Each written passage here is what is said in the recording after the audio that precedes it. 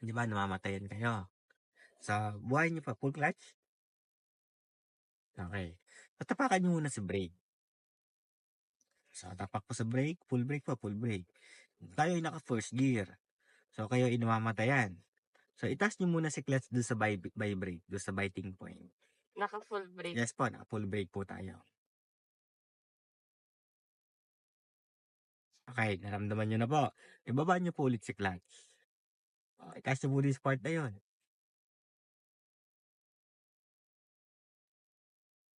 Okay, di ba ang clutch natin nasa kakalahati na kaganto? So, hindi yung galing full, dahan-dahan pa. Kung naisipin nyo, itaas nyo agad ng ganito. Yes, diba? Kaya minsan na nagtatagal, nabubusinahan sa likod kasi naghahanap pa.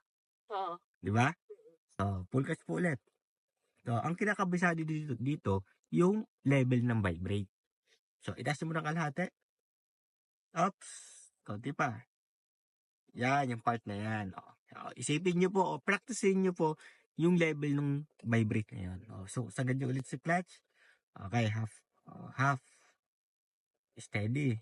Okay, full clutch po ulit hanggang makabisado ninyo. Bago magpatakbo, kabisaduhin nyo muna. Baba, baba, taas. Pag kabisado nyo na, madali na magpatakbo. Makapatakbo nyo na agad. Hawak po sa manabela. Okay. Sagad po si clutch o half.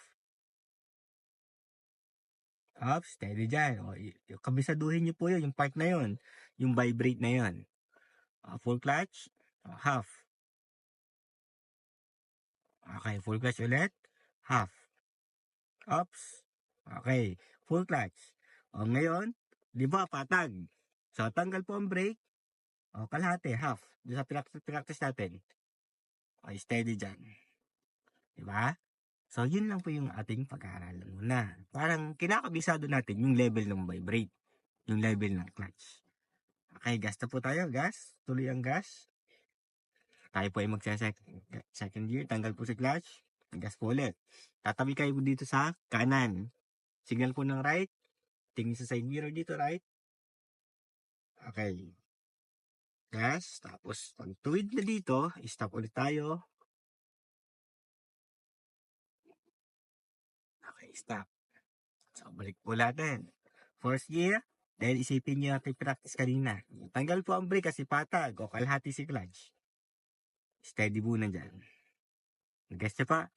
Di ba, madali? Hindi yung hahanap pa ng biting point, inubusinahan na sa likod, ay kung iisipin natin, nasa kalahati pa yon.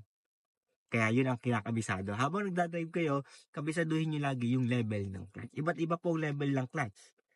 Merong mababa, may mataas. Kaya bagong patakbo ng isang sasakyan na manual, naka first gear, angat baba muna. Isipin nyo muna, ganito pala kababa yung clutch nito. Okay ba?